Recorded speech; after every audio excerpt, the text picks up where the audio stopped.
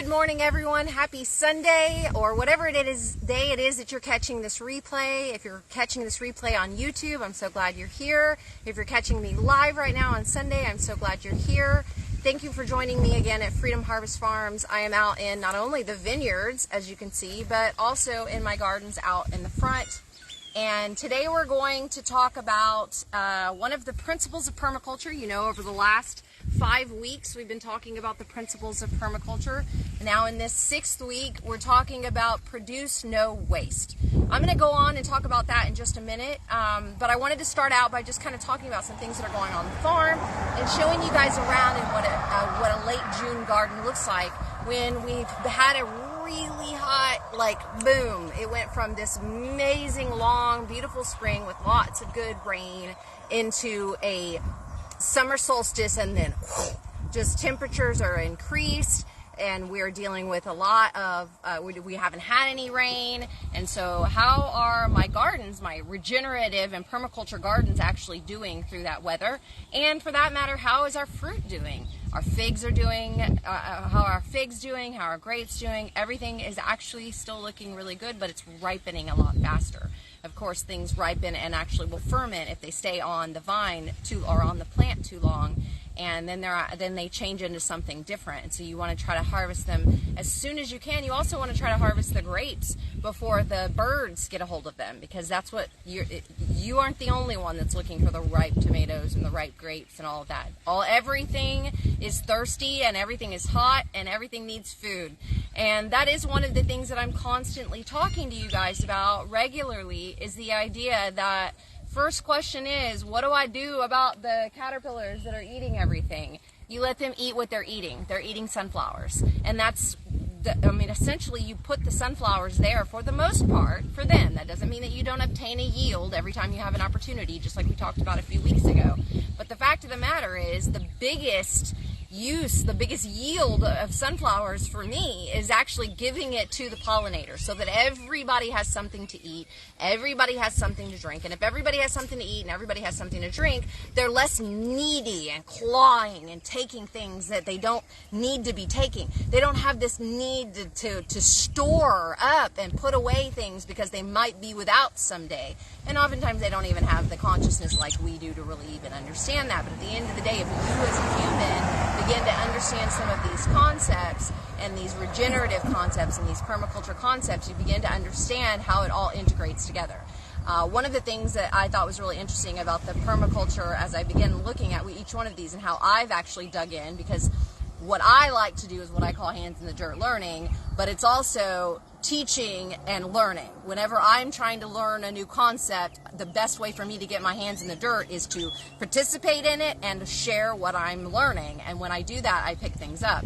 And with 12 principles of permaculture, I can tell that what they were trying to do was reiterate from different perspectives, using different words, basically the same concepts over and over again. And it's, what is it that we can do to create this very clean cycle of regeneration of resources so that they continue to create abundantly. And so produce no waste leads into pretty much everything we were talking about, making sure that you're using the renewable resources, making sure that you're obtaining a yield, getting creative with whatever you have, and always making sure that once you get to a point where there's a potential to produce waste, that you are using every single resource that's available to you. That is the best way to produce no waste, is to use those resources. In the meantime, I want to talk to you about, the grapes. The grapes are getting really close to harvest. So hopefully in the next week or so, we will be harvesting them, and I will let you guys know when that's happening. And if it makes sense, I will invite you guys out here to be a part of that with me. I'm keeping an eye on it. My dad, Paul, who is really the vintner, who takes care of these grapes, makes the wine, all of those things. He has a Brix meter. Brix meter tests the level of sugar in any vegetable for that matter, but particularly he's using it on the grapes for this. So he's testing the sugar levels, and he wants them to be at a higher level before we harvest them.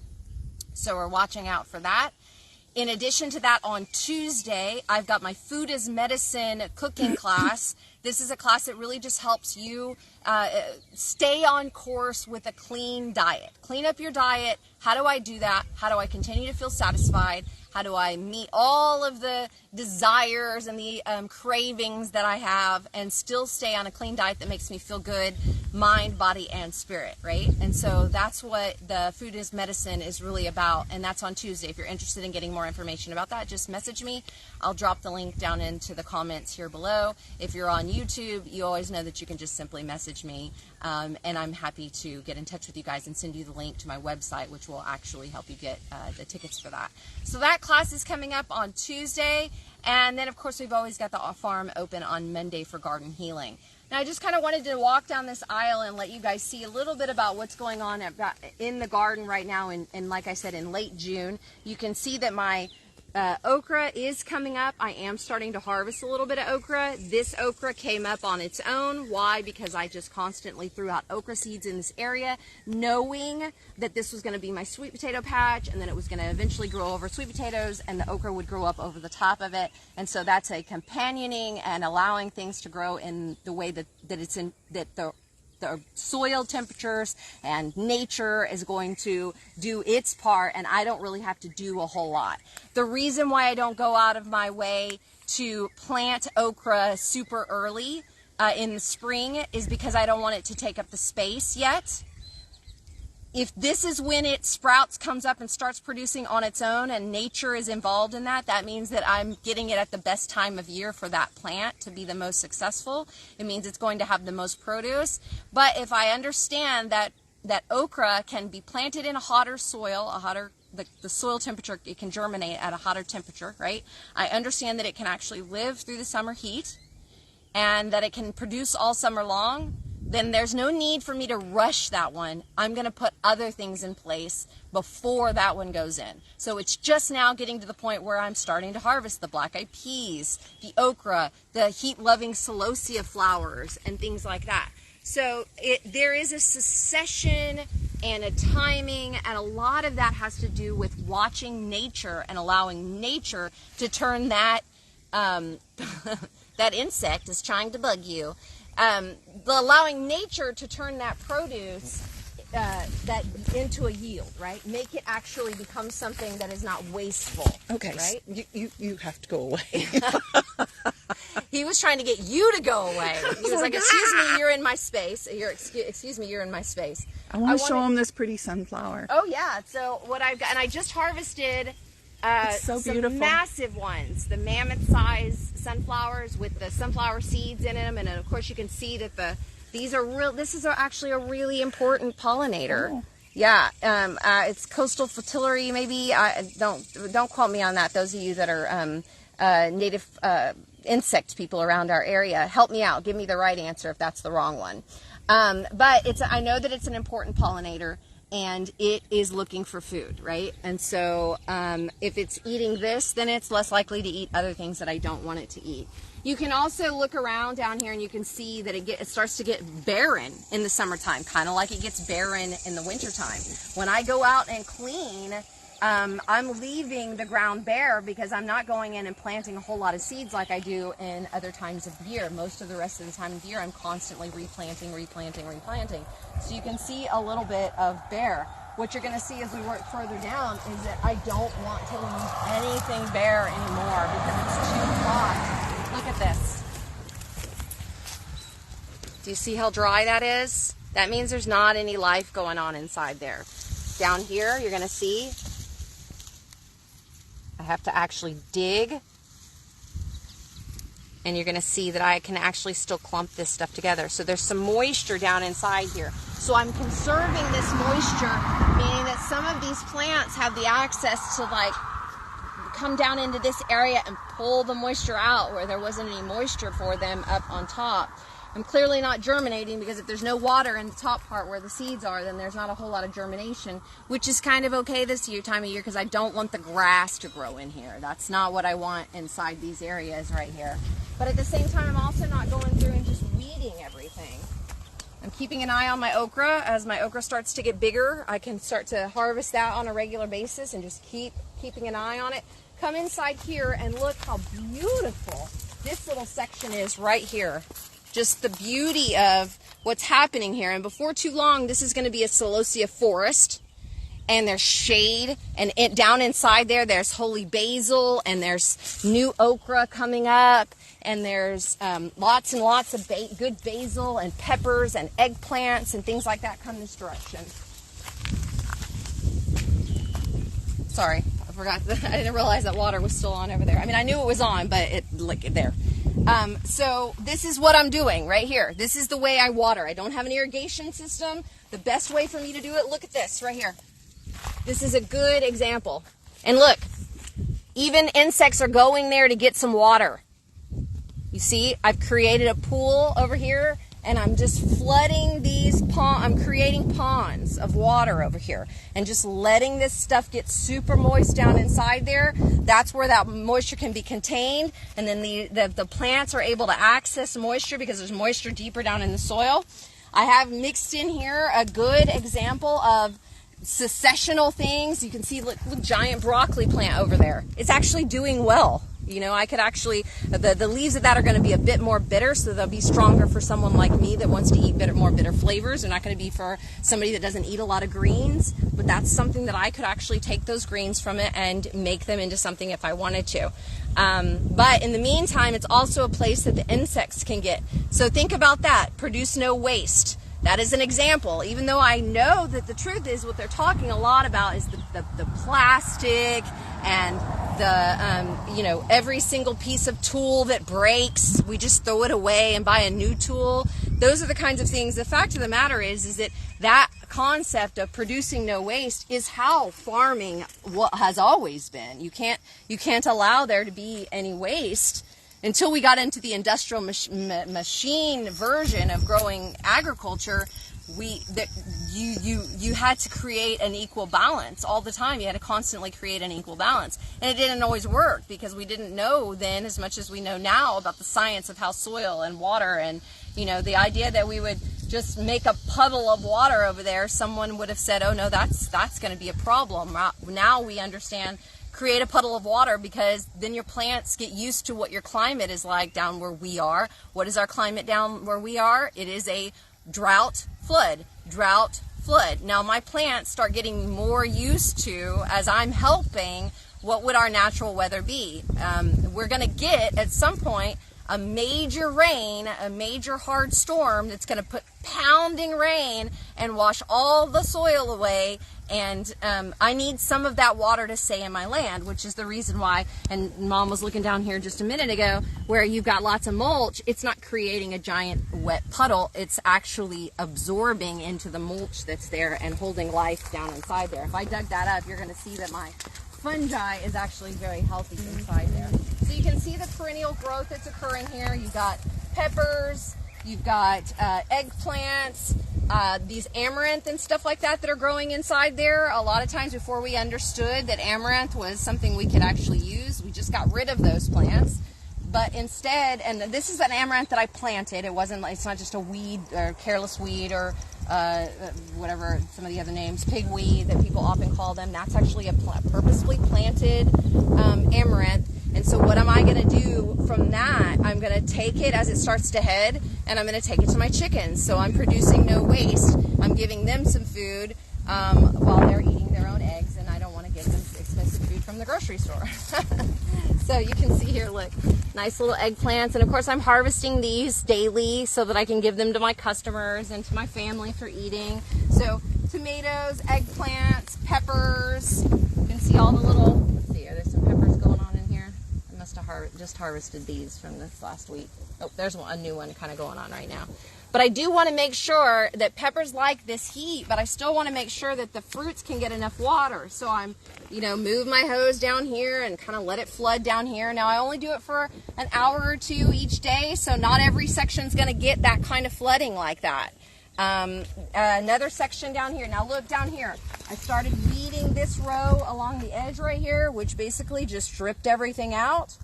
And it just kind of leaves it bare. I said, okay, look, I'm done with that. I'm not doing any more weeding up on my beds anymore in this part of the season. So instead what I'm going to do is I'm going to go and weed my footpaths, because that's where the grass is going to start to grow. Why is it going to grow mostly there? Well, that's where I'm flooding, and that's where there's going to be a lot of moisture. So I want to get that out of there, and I can do one of two things with it. That it's going to be produce no waste. So that's not waste, that's not garbage, that's not something I bag up and send to the dump. That's something that I actually need. It's valuable, and I personally can do one of two things with it. Kind of one of three things with it. I can pull it up and lay it back down, which is kind of what I do when I've got tons and tons of stuff in the spring. You see here? Or I can take bucket loads of it over to my rabbits. Rabbits are hugely grateful for it right now. My rabbits are becoming so friendly. It's kind of strange, because I haven't given them any attention as pets, but now all of a sudden they're like, that's the lady that feeds and waters us. We like her. There's that little insect back again. And then the other thing, of course, I can do is my chickens that are mad at me because I'm not feeding them a bunch because they keep eating their eggs. And so I can give that stuff to them as well. And so what I'll do to clean this up now, when I've got time to do some cleaning, is I'll clean the footpaths. You see what I'm talking about down here? But look, if I go to pull this stuff up, you're going to see that there's actually moisture down here. There's actually some good moisture down inside this. So this is some of the stuff during when we were talking about the principles of permaculture, when we were talking about leave the root, right? So any of this big stuff, my new friend Bruce came on Thursday, and he helped me cut down big sunflowers, and we just lop them off and lop them off as close to the ground as you can, so you're leaving the root base in there, but we're taking that sunflower plant away. Why? Because the wind knocked it over and it broke. The inside of those sunflower plants gets hollow because the insects are basically eating it from the inside. They like all that sweet good stuff, and they're just eating that plant all up. So my job then is just to go through slowly and clean it back before I get to the time of year when I don't want a bunch of shade anymore, which is as the daylight hours go to us, that kind of thing. What do I do with that stuff? I carry it to the back and give it to my chickens. When I carry that to the back and give it to my chickens, it's got a lot of insects in it, on it, all around it. It's got seeds on it, and in addition to that, like I told you a few weeks ago, it actually is a place where I create energy. I store bioenergy in these, create the energy from the sun, pulls it into these plants, and now I'm actually saving it on my land. So let's make our way back to the chicken coop, because that's the place where I can say produce no waste is the most effective for me. This is an example. Another example that I show every week, my mulch. That is a produce no waste. That is a tree trimmer that has landscaping. He's going to have to do something with that material. What is he going to do to it? We're going to turn it into the mulch of our trees. We're helping other businesses produce no waste. Hold on. Have some hairs. And they've been starting to kind of fall off. Yeah. So it's time for me to probably go ahead and harvest what's there, because they're starting to fall off already. Yeah. It wasn't a huge harvest this year, but enough. You can see.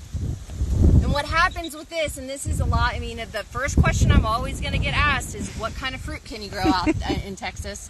Always. And the thing about it is that there's a reason why there's not a lot of fruit farmers down here in Texas. It's in this part of Texas. It's hard because we have heavy March winds when all the flowers are on the plants. If you look at this tree, you're going to see, number one, it completely leans this way.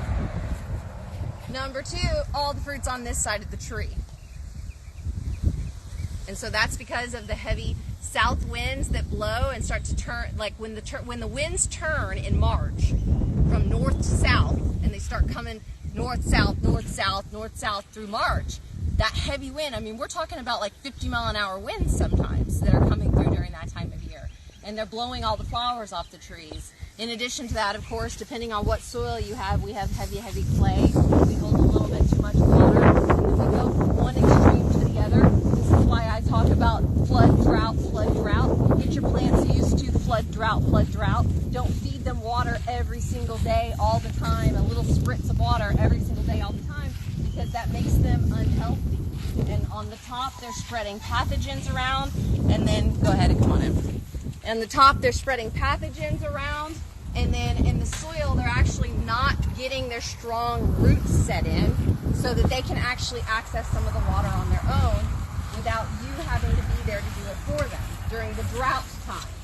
And then when you go ahead and do a flood of water for them, just like we get the flood rains, then they access their water, they get hyped up, they put on some new flowers, they put on some new fruit if they're the type of plant that can fruit during the heat of the summer. And then they'll become healthier plants again. And then you'll see them, they'll start to wilt, and about that time you'll know wherever they were accessing water from before, they don't have access to that same water anymore. So I'm doing the same thing. I'm doing the flooding back here in the back. We do have, in some places, I'm flooding with our well water, which is higher in salinity and salt and sulfur. So that's something I have to keep in mind.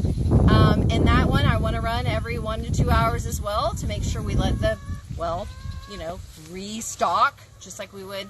And then if we're using the city water, we just have to be cautious about how often, how long, because we went from not watering at all in the spring because everything was so nice and we're getting some rain. So then your water bill doubles because you're now watering your garden. Walking back here into the garden, you can see I'm harvesting tomatoes every day now, especially now that my chickens aren't eating the ones that are ready to harvest as soon as they're ready to harvest. And I'm also harvesting from back here black-eyed peas, zinnia flowers, eggplants. Look at these pretty little green eggplants that are coming off. This is actually one of my favorite flavors of eggplants is the green ones are really nice. They have such a sweet flavor. They don't turn bitter at all. I'm also setting a lot more melons now. I've got a lot of nice melons. I wanted to also say I didn't talk about up there in the front, but I've got a lot of cucumbers still setting. And there are 4 different varieties of cucumbers that are grown better in our region because of our heat. And that is the Armenian cucumber, which is still producing for me, the salt and pepper cucumber, the Punakira cucumber, and then the Suyo long. And those are cucumbers that are, they can handle the heat, they can still produce fruits during the heat. And they also, come on in. And they also don't turn bitter, and they don't end up with a bunch of big, giant seeds. Okay, so produce no waste. When you've got chickens, every bit of food that you put inside your house, you came in here with bangles on your ankles and no covers on your toes, and you expect the chickens to not get your feet, and they're going to get your feet. This is the pretty farmers. We're the pretty farmers. Oh, shit. Go away. Oops, I said shit. Oh, it's fine. Elvis is going to give us a song over there. So you know that any food that comes out of my house, there is no waste of food. 0. Because every single bit of food comes out of my house. In addition to that, I also, any type of cardboard, any type of paper, I also even pull off my, what do you call the dryer lint. A friend of mine was here for the podcast. Don't forget the podcast comes out every Monday morning, dinnertabletalks.com. This Monday, it's Sarah Longoria, a life coach. She came out to here, and when she saw that I put dryer lint in my compost bowl, of course my compost bowl is for my chickens. It's actually a chicken bowl. The chickens don't eat dryer lint, but dryer lint is one of those types of things that you can use. There's a couple of ways you can use dryer lint without it becoming a waste that you just pull out and throw in your garbage that goes to the dump. You can put it in your compost pile, especially if you got chickens. All they're going to do is just tear it up. It gives them something to do. And then the other thing that you can do with it is you can actually ball it up and you can conserve it. You could even put it in little wax. You can take your cardboard compostable egg cartons, put it down inside there and melt a plastic crayon into where it puts some wax down inside there, and now what you've created is little balls that will help you start fires when you want to start a fire in the wintertime. So that's an option you can use. And so these are all the different types of other ways that permaculture can get you thinking about doing, producing no waste.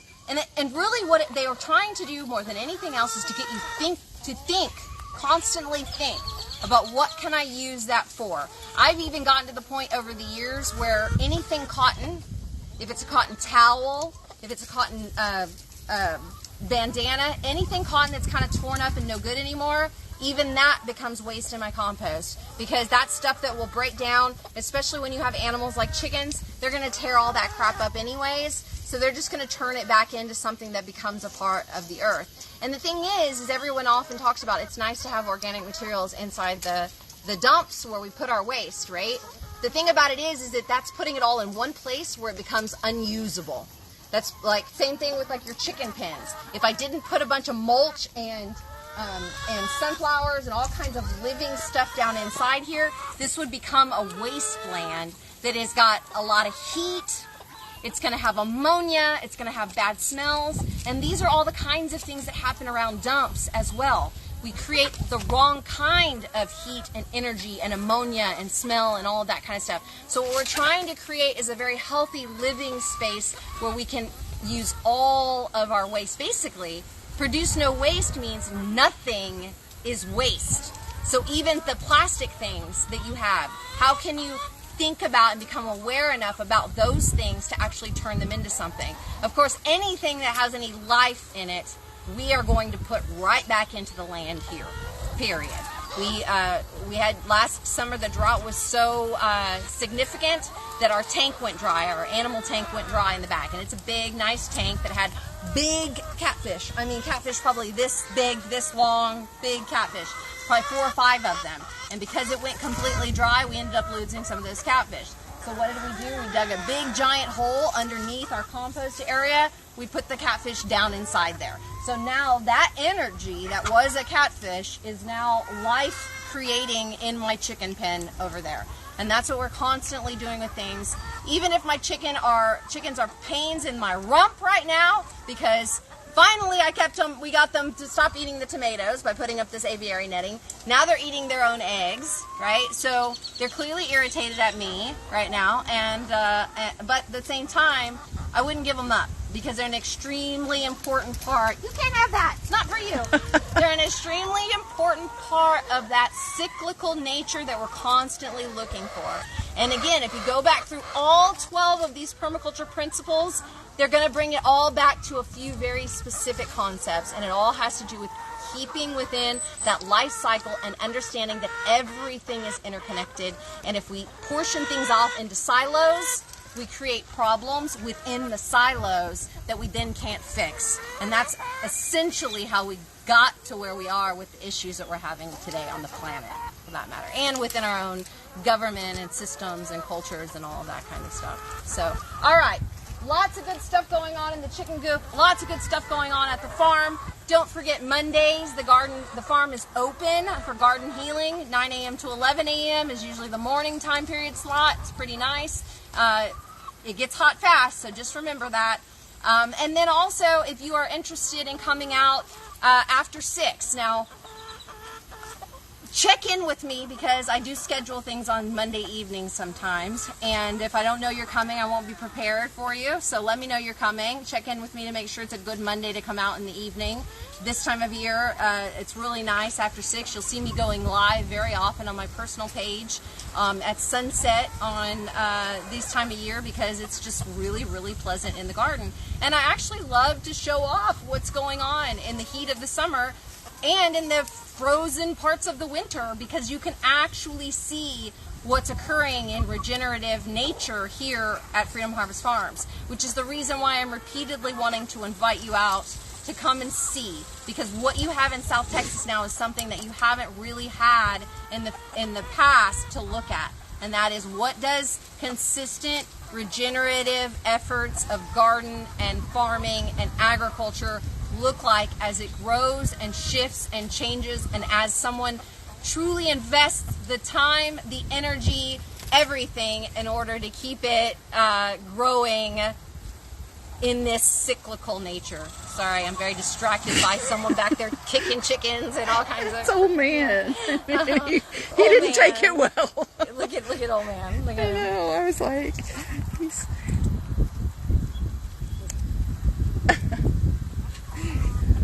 All All right, if you guys have any other questions for me, you know where to find me. Send me a DM, send me a message, leave a comment, anything like that, and I'm happy to get in touch with you guys. And the truth of the matter is that I do all of this stuff to grow resilience, grow safety, grow food, all of those things for my family. Is the choice that we made as a family to produce this stuff ourselves and to create a space of safety for our family.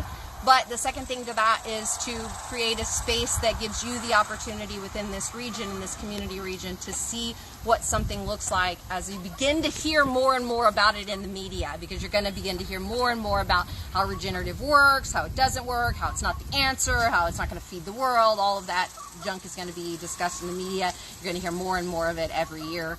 And then you're going to be able to know that right here in South Texas, you actually have someone that has been actively and consistently working towards creating a regenerative farm over the last 10 years of her life. So, all right, I'll see you guys very soon. Let me know if you need me. Have a beautiful week.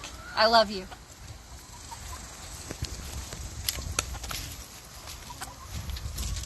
Give us a good cock-a-doodle-doo, Elvis.